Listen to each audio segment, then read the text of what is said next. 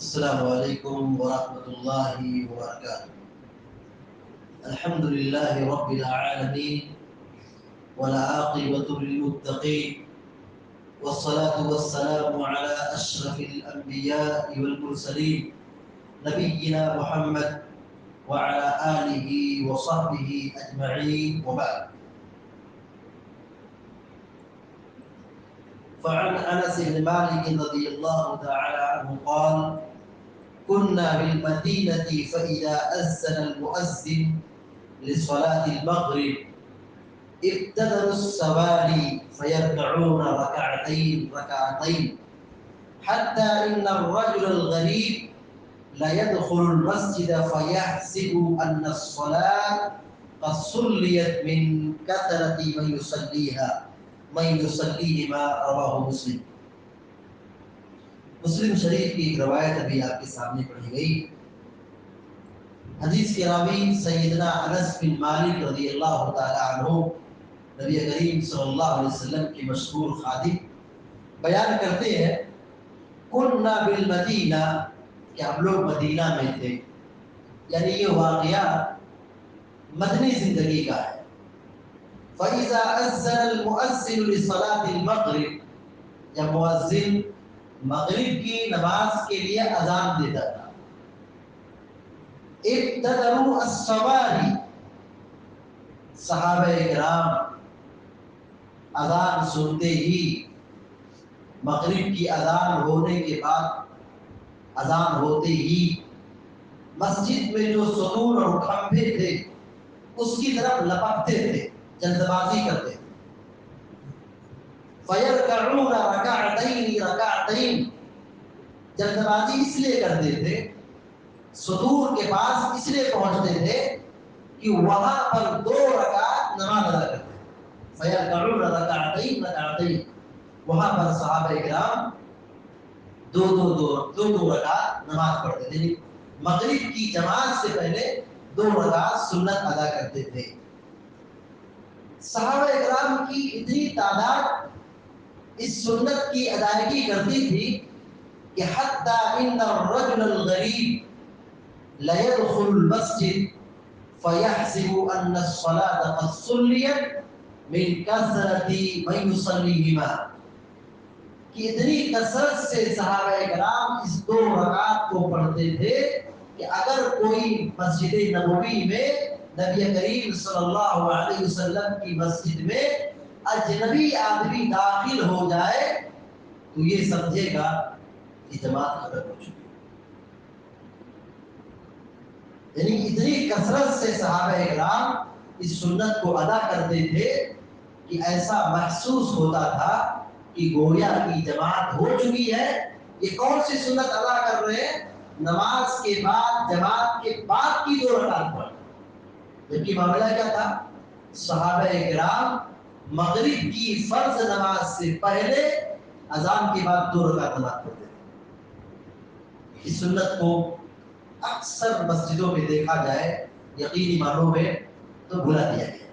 پیارے نبی صلی اللہ علیہ وسلم کی صاف حدیث ہے، بخاری شریف کی روایت ہے کہ پیارے نبی صلی اللہ علیہ وسلم نے فرمایا: صلوا قبل المغرب، 3 مرتبہ آپ نے فرمایا کہ مغرب سے پہلے 2 رکعت نماز پڑھو، مغرب سے پہلے 2 رکعت نماز پڑھو، مغرب کی جماعت سے پہلے 2 رکعت پڑھو۔ یہ پیارے نبی صلی اللہ علیہ وسلم کی تعلیم ہے۔ لیکن یہ 2 رکعت نماز پڑھنا جس کا تذکرہ کیا جا رہا ہے وہ فرض اور واجب نہیں ہے، البتہ سنت ہے، مسنون ہے، اور صحابہ کرام اس سنت کی ادائیگی میں بہت سبقت کرتے تھے، آگے بڑھتے تھے۔ جبکہ صحابہ کرام کا زمانہ وہ زمانہ تھا نہ گھڑی تھی، نہ موبائل، نہ انٹرنیٹ، اور نہ ہی مسجد کی جو اذان، مسجد پہ جو اذان دی جائے گی اس کے لیے کوئی لاؤڈ اسپیکر یا آواز کو تیز کرنے کے لیے اس کا انتظام نہیں تھا، مگر صحابہ کرام کو نماز اور جماعت اور سنت کی ادائیگی کی اتنی فکر ہوتی تھی، اتنی پابندی ہوتی تھی، اتنی فکر ہوتی تھی کہ بہت کم ایسا ہوتا تھا یا ہوتا ہی نہیں تھا، صحابہ اکرام کی جماعت نہیں چھوڑتی. فرض نمازوں سے پہلے جن سنتوں کی ادائیگی کی تاکید کی گئی ہے، فجر سے پہلے 2 رکعت، ظہر سے پہلے 2 یا 4 رکعت، اور جو سنت رواتب ہیں ان کی ادائیگی کا ایک بہت بڑا فائدہ کیا ہے؟ یہ قلعہ ہے. یہ قلعہ سنتیں یہ کیا ہے؟ یہ قلعہ ہے. فرائض کی ادائیگی کے لیے یہ قلعہ ہے. جو آدمی ان نمازوں کی یا ان سنت مؤکدہ کی، سنت رواتب کی پابندی کرتا ہے، اس کی جماعت کبھی نہیں چھوٹتی، کیونکہ وہ پہلے سے مسجد موجود ہے. یہ فائدہ ہے. ہم اور آپ کیوں چھوڑ دیتے؟ سنت تو ہی ہے، سنت ہی تو ہے، لیکن یہ سنت ہی ہے جو فرائض کی حفاظت کرتی. اور اگر ہم اس میں کوتاہی کے شکار ہو گئے، اس کا مطلب یہ کہ ہمارے فرض کی ادائیگی میں کہیں نہ کہیں کوتاہی ضرور ہے. ہوتا ہی ایسا ہے کہ جو ان سنتوں کی پابندی نہیں کر پاتا ہے، حقیقت میں آہستہ آہستہ جماعت کی اہمیت ختم ہو جاتی ہے. جماعت کی عظمت، جماعت کی فضیلت سے وہ آہستہ آہستہ محروم ہو جاتا ہے. تو پیارے نبی صلی اللہ علیہ وسلم کے زمانے میں صحابہ اکرام مغرب کی نماز سے پہلے فرض نماز سے پہلے 2 رکعت کی پابندی بکثرت کرتے تھے. اور اس کا ایک بہت بڑا فائدہ یہ ہے کہ عام طور پر بہت سارے مسلمان یا بعض مسلمان کچھ نفل روزے رکھتے، نفلی روزے کی پابندی کرتے.